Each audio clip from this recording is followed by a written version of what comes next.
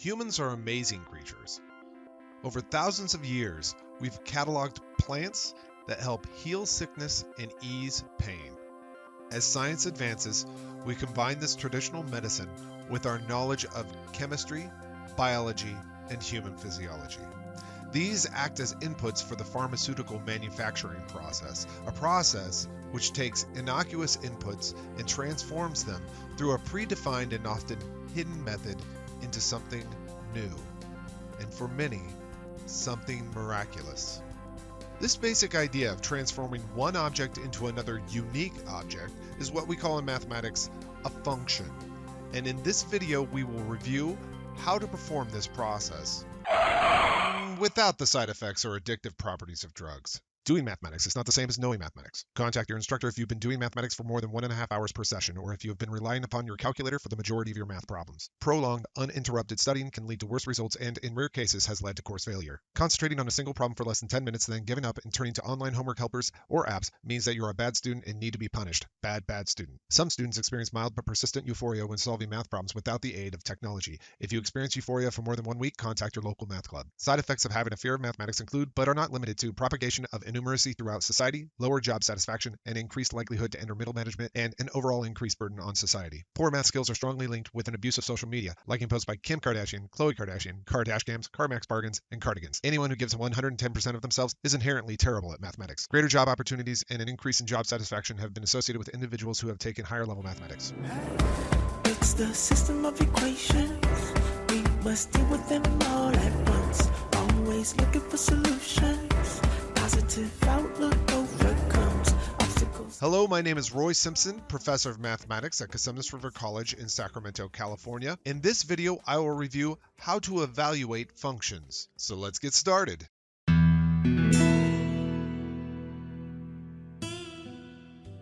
As a reminder, the notation f of x is the value of the function f at the input x. The name of the function in this case is f. X is called the argument of the function. Function names can be any letter or symbol or string of letters. In fact, if you have done any type of programming, you're likely very familiar with function names. Traditional symbols used in mathematics for functions are F, G, H, and K. However, you will likely see all letters of the alphabet used as function names at one point or another.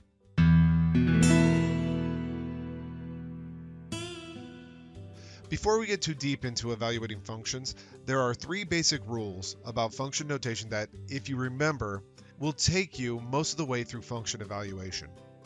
The first rule, follow the order of operations. Just like we do in all of mathematics, following the order of operations with functions is critical to evaluating functions correctly. The parentheses in the notation f of x works just like grouping symbols, and just like with normal grouping symbols, we focus on cleaning up the argument, the stuff inside them, first. The second rule, the function name f is just that, a name. It's not a variable. Therefore, it acts differently than all other objects in mathematics. You do not distribute it. You do not multiply the argument by it. Sadly, if you see a -1 as an exponent on it, you do not take its reciprocal. This last piece is a frustratingly major point of confusion, but we'll talk about that in a different video focused solely on inverse functions. The third rule, think of the function f as a placeholder for a recipe. If you look at the recipe, it'll tell you what to do with the ingredients. On a very basic level, I could ask you for the value of, say, f of 5. At this point, you'd not know what to do with that ingredient 5 because I haven't given you the recipe. Once I give you the recipe, say f of x equals x squared plus 2x minus 1, you now know that you could take that ingredient, square it, add it to twice the value of the ingredient, and then subtract 1. Mathematically, it looks just like this. That recipe can be used with all sorts of ingredients, which I should be calling arguments. Anyhow, as long as you remember those 3 rules, you'll be fine.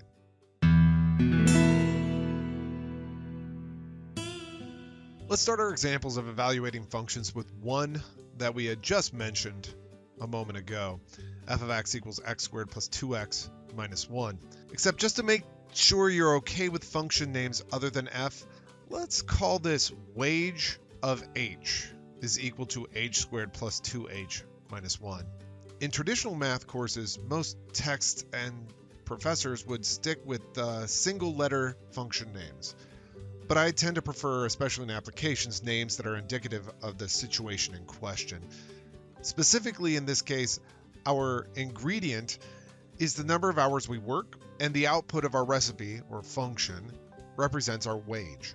Compute each of the following: wage of 8, wage of 0, and wage of t plus 8. Let's take each of these in 2 steps. First computing, then interpreting the results.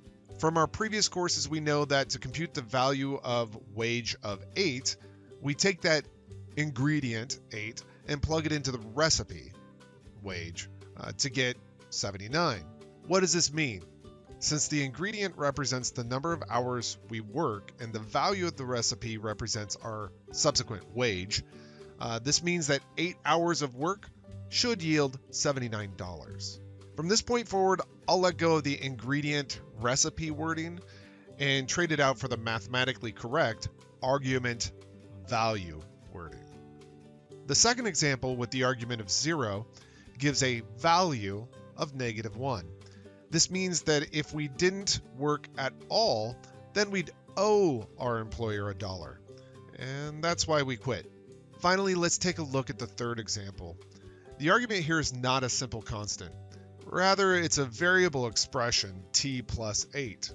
Remember the order of operations. That's the most important part. If there was a way to simplify t plus 8, I would do that first. Unfortunately, that's just not possible here. So let's take this argument and insert it into our function. Everywhere our original function had a variable, we replaced that original variable with t plus 8.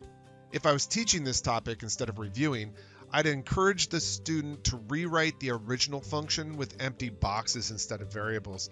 This makes the process of substituting in variable expressions a bit more natural and understandable. You wouldn't always want to do this sort of rewrite, but it's still a good way to get used to function notation. Anyhow, we still need to simplify this result. So this assumes that you have specific prerequisite skills, squaring a binomial and adding monomials. The end result is t squared plus 18t plus 79. What the heck does this mean? Well, it depends on how creative you are. When I wrote the example, I was thinking that you had a coworker named Tasia, and you wanted to work 8 hours longer than whatever the number of hours she worked. If she works 10 hours this week, well, you want to work 18. If she worked 40, you want to work 48. Let's see how this works. Suppose Tasia worked 10 hours. Remember, you want to work 8 hours more than her, so you want 18 hours. We have 2 options now.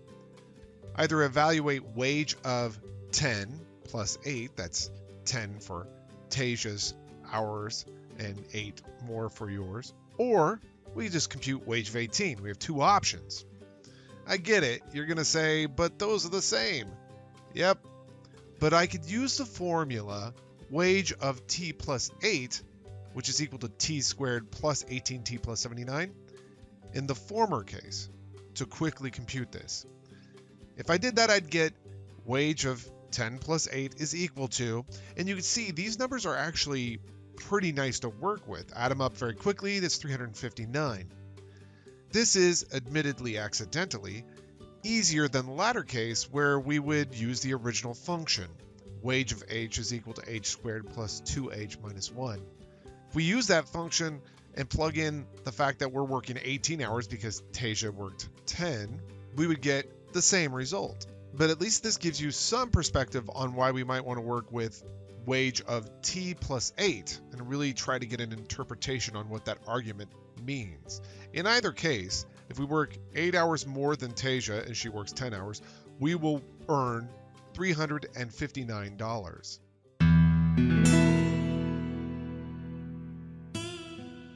Let's go ahead and continue with that last function, but go back to the traditional form, which is f of x equals x squared plus 2x minus 1. Evaluate f of x plus 2 versus f of x plus 2 versus f of 2x versus 2f of x versus f of x squared versus the quantity of f of x being squared. These examples are designed so that you really review the arithmetic of functions. The first example here is very similar to what we did earlier, so I'll skip the background computations and just show the result. Compare that to f of x plus 2. Notice these results are different. It's because of the order of operations. In the first case, that plus 2 is part of the argument, and so it appears wherever there was a variable in the original function. And in the second case, we are adding 2 to the result of the function evaluation. What about the third case? Here our argument is 2x, so wherever we find the argument in our original function, we replace all of those with 2x. Compare this to the fourth case. We'll go ahead and take the function, multiply it by 2, you get this result. Again, this is not the same, and actually for the same reason. As I stated earlier, it is critical that you follow the order of operations. Focus on the innermost group, the parentheses, and clean those up. Step outside that group. If stepping outside of those parentheses forces you to be at the function level, then run the function or evaluate the function. If something is happening outside of the function, that's the next thing you take care of. The last two examples should help to solidify this point. Let's look at f of x squared. Again, the argument's x squared. Wherever you see that argument in the original function, you will replace it with an x squared, and you get this simple result. Compare that to the quantity of f of x being squared. Now, following the order of operations, the innermost parenthesis is an x. There's nothing you can do to clean that up. So we step outside those parentheses and we see we're at the function level. So I'm going to rewrite the function. And now we have the function squared. This step requires the prerequisite skill of multiplying polynomials. And so the result is the following. Again, notice that f of x squared versus the quantity of f of x being squared are two completely different results.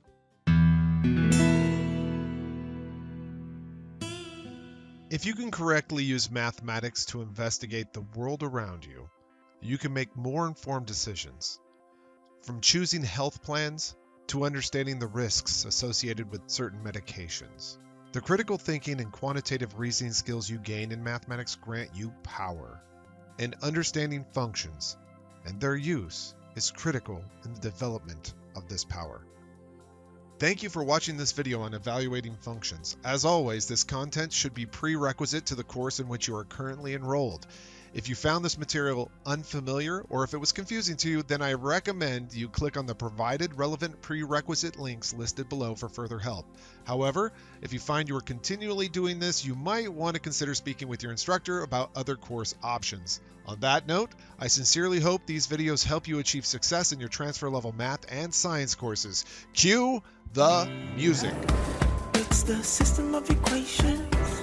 We must deal with them all at once. Always looking for solutions. Positive outlook overcomes obstacles getting in our way. Cause affects more than we can sometimes see. Things for what they are and work together until you feel at peace. Says, listen close. Don't talk too much that isn't kosher. You may really hurt inside. It doesn't justify you to speak too loud and cry.